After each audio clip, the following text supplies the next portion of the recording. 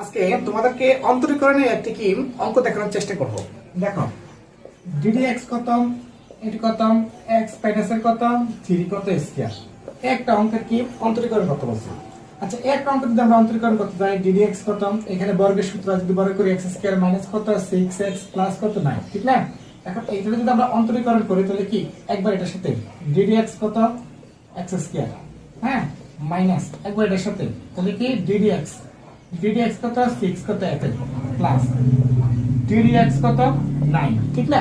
এখন যদি আমরা হিসাব করি তাহলে এটা যদি করি তাহলে x পার n এর সূত্র তাহলে 2 ইনটু কত x, হ্যাঁ, আর এখানে কনস্ট্যান্ট যদি সামনে আনি তাহলে কি ddx কত ddx ইনটু কত x, আর এখানে যদি এখানে কনস্ট্যান্ট মিলে না তার মানে কি এখানে শূন্য, তাহলে এখন 2 কত x মাইনাস এর কত ddx ইনটু কত x এর কি মান কত 1, তাহলে 6, ঠিক না?